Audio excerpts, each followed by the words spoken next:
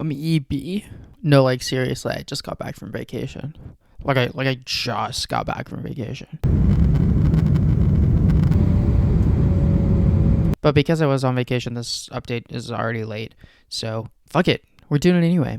We're already 2 months into 2024, a sixth of the way through the year, which is kind of a bizarre thought in itself. And that means it's time for the first of the bi-monthly recaps covering albums and EPs that I reviewed on my blog from January and February. And I'm going to be quick about it because I want to go to bed. So we're going to run through some of the stuff that disappointed me so far this year, some of the stuff that I wasn't crazy about. Starting with, I forgot I did this. I reviewed all 4 of the new Ryan Adams albums right at the start of the year. I can't justify that decision necessarily. I was bored and not a whole lot of music had come out in the year yet. So for some reason I said, fuck it. I'm reviewing 4 Ryan Adams albums. A decision I regret because I really thought only one of them was decent. I thought the rest of them I could really leave them behind. I guess it's novel that right as the new year started, he dropped 4 albums, but God, when so little of the material stands out and is worthwhile, and even the best of the 4 collections is just fine, whatever. I was also kind of let down by this new Sleater-Kinney album, which is a shame because I liked a couple of the singles. I heard that it was a harder and heavier direction for the band, whose last 2 projects I really haven't been crazy about, but I found myself equally not crazy about this one, even though I think it had probably some better highlights than their last 2 records. Ultimately, I don't know, I'm just not crazy about this thing. I also wanted to like this new Sprints album, a debut that seemed to be grabbing quite a few people right out of the gate when the year started, and it just really did not click with me. I saw a lot of people comparing this band to Fontaines DC, which is fair. I've also never really understood Fontaines DC save for a handful of tracks here and there, and that's kind of how I'm approaching this Sprints album. It's not great, but I definitely see some potential in it, and at the very least the band to give me reason to keep my eyes out going forward. I think the worst album I reviewed this year is probably this new Kid Cudi record, Insano. Ick. I know I've never been the biggest Kid Cudi fan in the whole world, but I've shown him love at a few points on this blog over the years, and this certainly isn't his worst thing ever. I don't even know how he could make his worst thing ever, but this might be his most uninspired release ever. Even covering this album was hard because there's just so little to talk about. It's underthought, it's underwritten, features are poorly deployed, and they're the only highlights of the songs that most of them are on, and it just seems like Kid Cudi and his collaborators are not putting enough effort into this project, in my opinion. And finally, this new Lyrical Lemonade album, which I had pretty low expectations for, given that it's like a non-musical collaborator assembled album of just a bunch of various people whose talent level is drastically different in terms of quality, and that's pretty much exactly what we got. Really, the only thing that disappointed me about this record is the lack of true, really high points. Like, I was hoping that we would at least get a couple, posse cut bangers or interesting crossovers on here, but even the best tracks on this record, they're okay. So I kind of had mixed feelings on this new 21 Savage album. Definitely has its moments. I like some of the most intense and hard-hitting tracks here quite a bit. The crossover with Lil Durk is a song that definitely has not left my rotation yet, and some of the hit songs, in particular Nina, are really starting to warm up on me. So maybe I already like this record slightly more than I did when I first reviewed it, but going back and listening to it again, 21 Savage just shoots himself in the foot over and over and over again with awful lyrics. So many of the songs on this record would be better if you just cut out some of their worst and most embarrassing lyrical moments and just replaced it with nothing. Just awkward, empty silence. It's like, that's how low the lyrical bar on this record is. It feels like Savage's first record is an album, but it's like none of the artistic growth as a writer and conceptualizer of songs has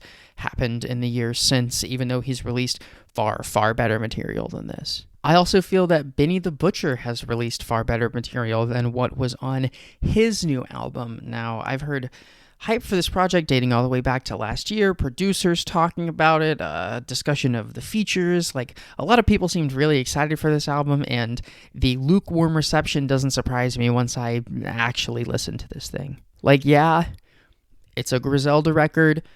Benny is really going hard, really sounding vicious on a few tracks, occasionally getting sort of introspective and retrospective in a way that is kind of compelling. There's some good features on this thing, but by Griselda standards and by Benny standards, this is just nothing special. It feels more like a mixtape than the big, hyped-up album follow-up to his last studio project a few years ago that it was billed as. Also, Yeat, man, this new Yeat album, I can't say I was disappointed by it, because I definitely think it's Yeat's best album yet, and it contains probably most of my 5 favorite Yeat songs of all time, and the fact that I still didn't really know what to do with this thing should probably tell you a lot about Yeat's career so far. Despite the highlights, I just found too many times on this record where it sounds like Yeat is pulling a joke on his audience and seeing what his very young and probably very gullible and vulnerable audience is willing to digest. That's literally what it feels like. There are a handful of songs on here that feel like a joke made by Yeat at the expense of his fans. So when you go on Twitter and see like a 15-year-old Yeat fan hyping up one of these like garbage ass bottom of the barrel joke songs on the album, you just get to chuckle for yourself.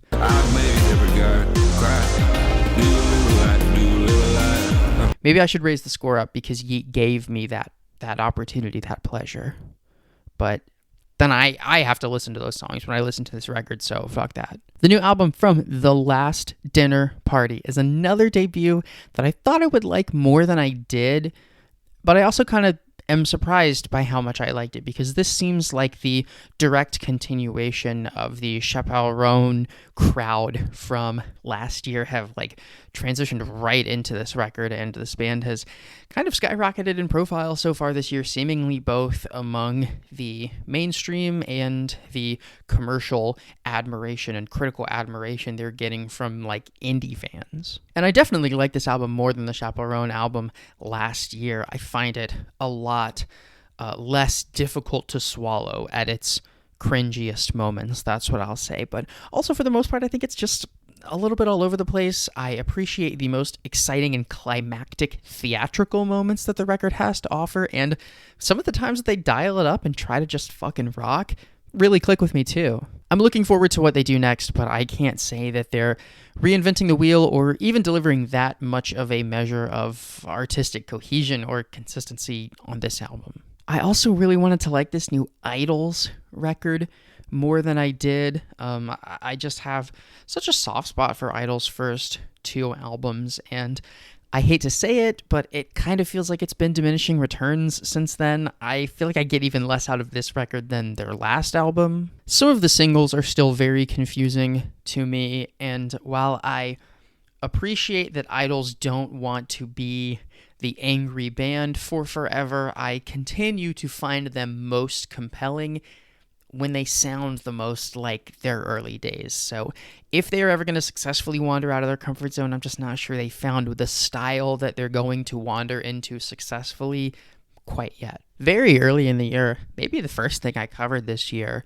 was the new Poorly Wrote Suicide Note project. I'm definitely trying to get better about covering scrams this year because I love scrams, I love screamo, and I thought this was a solid album. I think that Poorly Wrote Suicide Note is definitely impugning some ambition onto their scram style that some of their ultra lo-fi contemporaries aren't really that interested in matching. Not saying this record is doing anything crazy or insanely unheard of by scram standards, but if for some reason you felt like you already understood the Poorly Wrote Suicide Note sound from earlier material, there's definitely a lot here that I wasn't expecting to hear, and some of it I think is done quite well. Speaking of which, I was very surprised by how much I enjoyed the new self-titled Neck Deep album. Yes, literally pop punk band Neck Deep, who I really have not loved since like 2015, all of a sudden came out of nowhere last year with a couple singles that I liked quite a bit. And honestly, yeah, they translated it into a pretty damn good album. It sounds like pop punk straight out of the genre's heyday. They are playing it fast and ferociously with angst and attitude.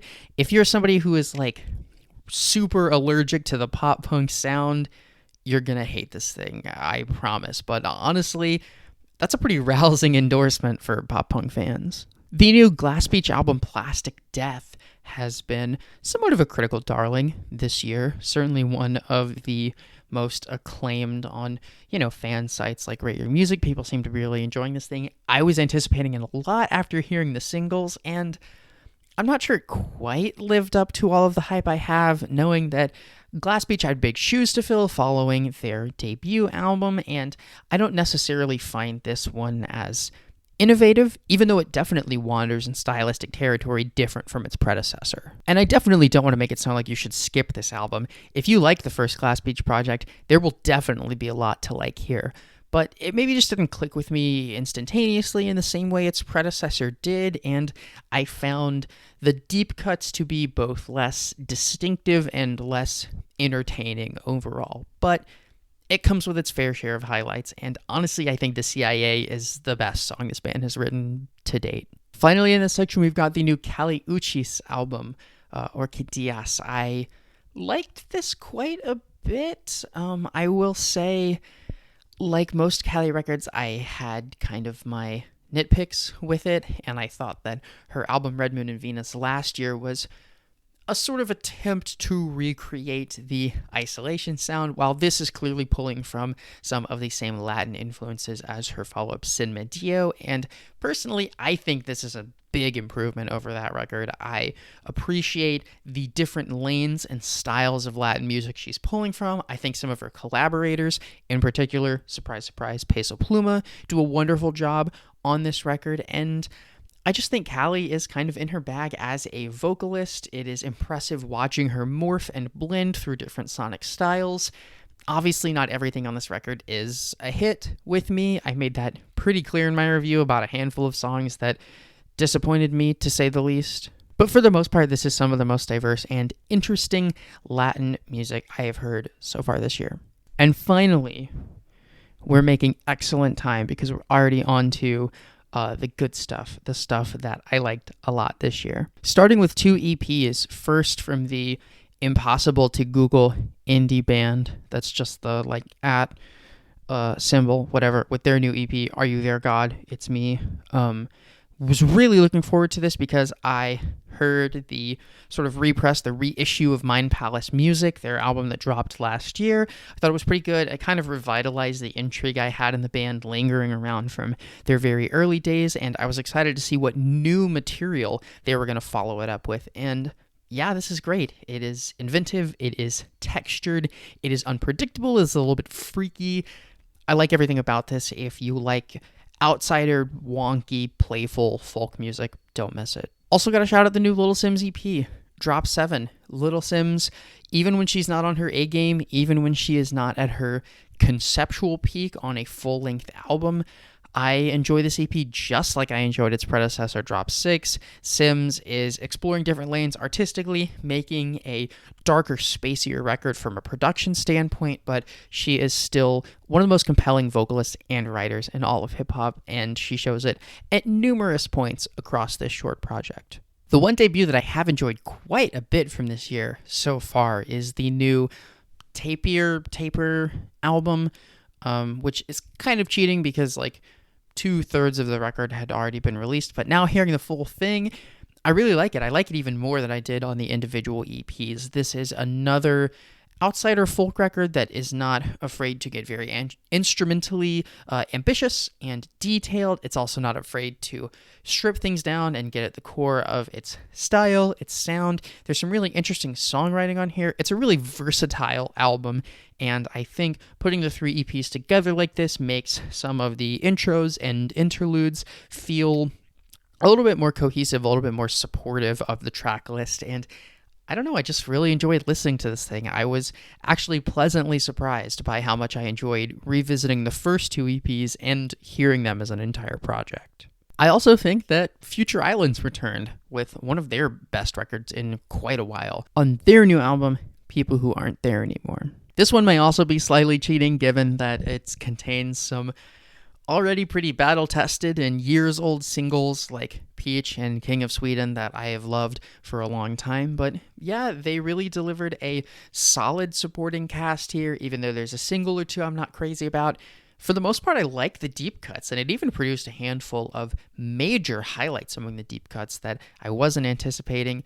Pretty happy with this record. I'm not sure it's necessarily Future Islands at their peak. I'm not sure it's the Future Islands album I've always wanted them to make, but it's pretty close, and it's full of pretty damn good songs, so I'm not complaining. I liked this new Torres album, What an Enormous Room, a shift back from the very inviting, very love-lorn rock and roll of Thirstier to something a little bit more spacious, electronic, cold, and occasionally quite confrontational, save for a few of the more romantic cuts here. This album's definitely not going to be for everyone. Like some of Torres's most challenging music in the past, it can be rough around the edges in a way that will be grating if you're coming at this from a boy genius school of singer-songwriters. But I like this album a lot, and Mackenzie continues to find ways to be both a challenging and a really, really interesting artist, and once again, I'm just appreciating what she delivered. And I just today dropped my review of the new MGMT album, Loss of Life, a record that I was hoping would be among my favorite projects of the year because I've always been a huge MGMT fan. I think it's solid. I'm not sure it's spectacular. I know that sounds like a complaint, but it's really not. People have been kind of harsh on this record because obviously everyone has high expectations for MGMT, but coming as like the only remaining diehard Foxygen fan on Earth, this thing really blew me away with its theatricality, with its vintage rock and pop influences, and with just how insane some of the creative choices on this record are. Some of the background instrumentation, some of the harsh mixing and arrangement that comes out of nowhere and vanishes without a trace. It is a very surprising listen. Even after numerous times through this record, over and over, it continued to keep me on my toes, and all the while, some of the poppier sentimentalities were digging their hooks into me too. I loved the singles on this thing like almost everybody did, and hey, the deep cuts aren't perfect, but there's some big highlights, and the band takes some big risks on this record, and I think most of them pay off. Even better, I would say, is the new The Smile record, Wall of Eyes. I like this quite a bit, like almost everyone seems to.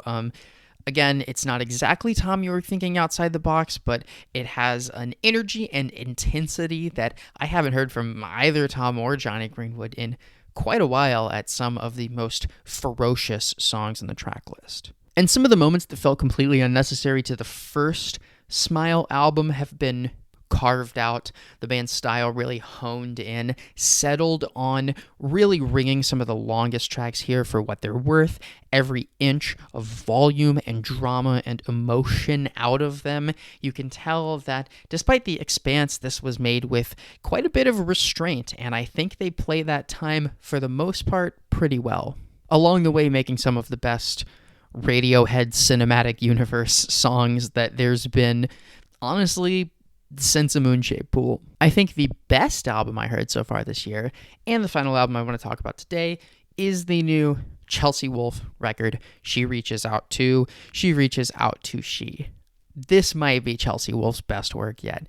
I said time and time again that I was blown away by seemingly every single song that dropped in the lead up to this record, and yeah, to the surprise of absolutely no one, they assemble into something great. I already feel like I copped out with the score on this record because this thing is easily going to end up in the top 10, top 20 songs of the year. The deep cuts are great. The singles are great. This is a wonderful record. Chelsea Wolfe expanding the spacious darkness that she's always occupied and filling it with, honestly, the sounds and styles of trip hop quite regularly across this record pays off big time. The new sonic direction, combined with everything we know that she's so good at already, just makes for a Wonderful, wonderful record. Easily the best thing I've heard so far this year, and probably the best thing that I'll have heard until at least the new Julia Holter album comes out. And that's it. I'm done. I would drop my mic, but I don't want to break it. Next video will be less EP, I'm sure, because it won't have a deadline, a rigidly enforced monthly deadline. And maybe the next time I go on vacation, I'll plan better. Thanks for watching. Mwah.